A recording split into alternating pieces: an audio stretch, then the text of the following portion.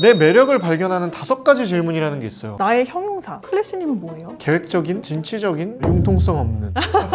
자칫 잘못하면 나이 들수록 꼰대가 될 수 있거든요. 완전 나네.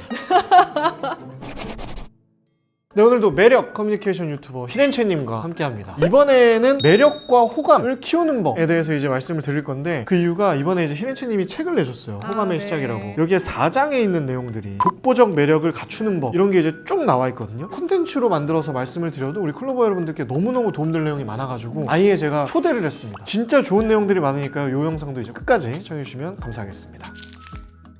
내 매력을 발견하는 5가지 질문이라는 게 있어요. 어떤 질문들을 통해서 본인의 매력을 발견할 수가 있나요? 배경을 살짝 설명드리면 제가 원래 라디오 PD였어요. 남의 뒤에서 사람의 매력을 발굴해주고 편집해주고 연출하는 역할을 하다가 갑자기 회사에서 저에게 DJ를 맡겼거든요. 연출과 진행을 겸하게 된 거죠. 근데 갑자기 앞에 서려니까 내가 어떤 캐릭터고 어떤 매력이 있는지 스스로는 잘 모르고 있더라고요. 그때 제가 스스로 했던 질문들이자 여러분께 도움이 될, 그리고 제가 히덴츄라는 페르소나를 만들면서 되게 많이 자문했던 질문들을 준비했는데 한 5가지가 있습니다. 첫 번째는요, 나는 몇 시에 DJ인가? 여러분이 만약에 라디오 DJ가 되신다면 몇 시에 어울리는 목소리와 성격을 갖고 계신가요? 이 목소리와 말투와 성격, 이 안에 되게 많은 사람의 캐릭터가 담깁니다. 그러네. 클래시님은 몇 시가 어울릴 것 같으세요? 저는 아침인 것 같아요. 제가 이제 출근 시간에 요즘 라이브 많이 한다 그랬잖아요. 네. 그때가 제가 아침형 인간이다 보니까 텐션이 제일 좋을 때, 그리고 크리에이티브한 생각이 제일 잘 날 때, 과한 텐션도 아니고, 그러니까 예를 들면 오후 2시 뭐 이럴 때가 제일 과한 텐션이잖아요. 역시 잘하시네요. 아침에는 그 정도까지는 아니지만 그래도 꽤 에너제틱하면서 크리에이티브한 얘기도 좀 많이 하게 되고. 출근 시간대 청취율이 제일 높고 퇴근 시간대 되게 높아요. 그래서 청취율이 높을 때는 아침을 깨워줄 수 있는 DJ, 그리고 정보성 컨텐츠도 많이 들어갑니다. 유익하면서도 재미도 있고 진행을 가장 잘한다 하시는 분들이 보통 출근길에 많이 DJ를 하세요. 근데 저 같은 경우에는 제가 실제로 아침 9시에 진행과 PD를 겸했었는데 저도 고역이었고요. 듣는 분들도 힘드셨을 거예요. 억텐을 끌어올려야 되는 거예요. 왜냐면 저는 아침형 인간이 아닙니다. 피카소와 같은 삶을 사는데 11시 정도 돼야 제 뇌가 깨어나요. 그래서 제가 가장 좋은 컨디션을 내려면 11시 이후의 시간대더라고요. 아직 뇌가 안 깨어났는데 텐션을 올려서 진행을 하려니까 고역스러운 거예요. 그리고 목소리 자체의 톤도 그렇게 업이 아닙니다. 차분한 컨텐츠가 어울렸다고 생각을 했어요. 그걸 듣던 어떤 작가님께서 연락을 주신 거예요. 야, 너 목소리 자체 못 듣겠다.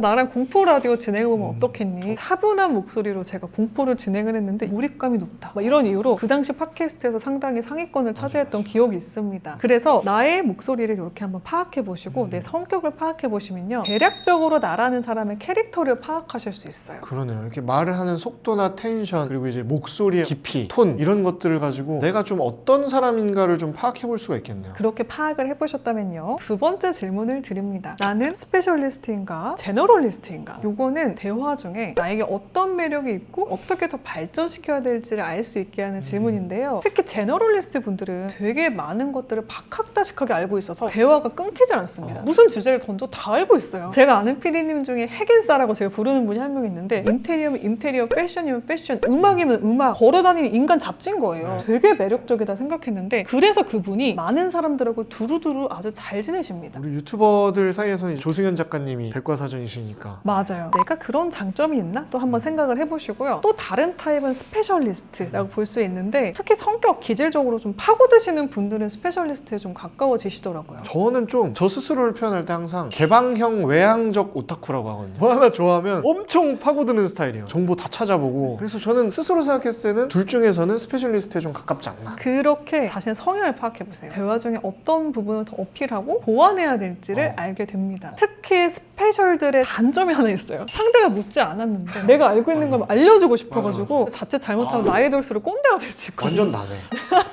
대화가 지루해질 수 있으니까요, 제너럴 분들에게 물어보고 이야기를 해보자라는 힌트를 얻으실 수도 있고요. 또 너무 지나치게 제너럴 하신 분들은 대화가 플랫할 수 있는 단점이 있습니다. 깊이 있는 대화를 원하시는 분들과는 좀 안 맞을 수가 있어요. 그래서 제너럴한 분들은 조승현 작가님처럼 제너럴하지만 그 안에 또 깊이를 갖고 있는 조금 지식을 더 보완하시면요, 대화 중에 날아다니실 수 있는 매력을 발견하실 수 있을 거예요. 세 번째 질문입니다. 여러분의 롤모델은 누구죠? 롤모델은요, 나의 가치관을 파악할 수 있는 질문이 고민이 됩니다. 저 같은 경우에는요, 롤모델이 우리 현 시대를 살고 있는 분이 아니라 옛날 철학자거나 옛날 소설가 혹은 나이가 많으신 어른들 있잖아요. 80대 거장 이런 분들을 항상 그렸어요. 내가 왜 이런 분들을 롤모델로 계속 공통적으로 삼고 있지? 를 생각해 보니까요, 저의 가치관을 파악할 수 있었어요. 저는 단기간에 성취를 해서 단기간에 팍 올라가는 사람보다는 좀 인생을 길게 보는 사람이구나. 대기만 성형의 사람이 내가 되고 싶구나. 그리고 나는 이런 멋진 가치를 오래오래 묵혀서 후대에 좀 전하고 싶은 멋진 어른이 되고 싶구나. 그러니까 한마디로요, 좀 힙한 할머니가 되고 싶은 거예요. 그런 꿈을 갖고 있어서 제가 막 신디 로퍼를 롤모델로 꼽고 막 이렇게 했나 봐요. 그런 식으로 여러분의 성격과 가치관을 파악하시는데 롤모델 질문은 큰 도움이 되니까 한번 물어보세요. 엄청나게 도움이 될 것 같은데요. 내 어떤 지향점 같은 걸 찾을 수 있으니까. 맞아요. 네 번째입니다. 여러분의 단점은 무엇인가요? 저는 매력을 찾을 때 단점에서 출발하라 라고 말씀을 드리곤 하는데요. 클래시님 장점이 뭐예요? 저는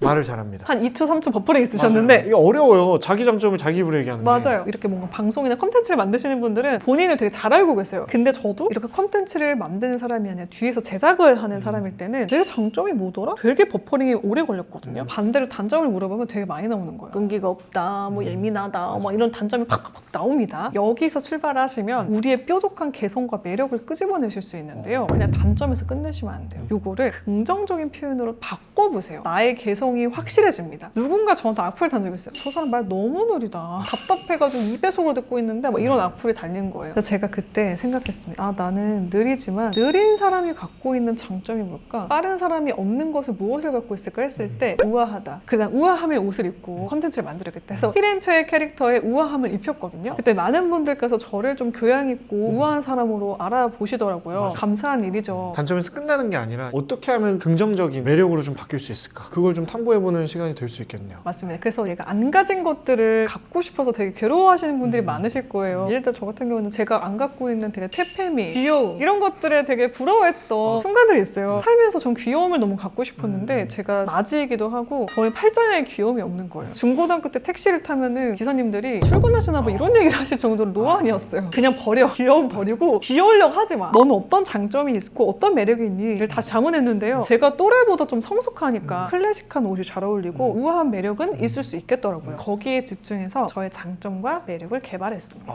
다섯 번째는요. 여러분은 형용사와 동사를 표현해보세요. 나의 형용사. 클래시님은 뭐예요? 계획적인, 진취적인, 융통성 없는.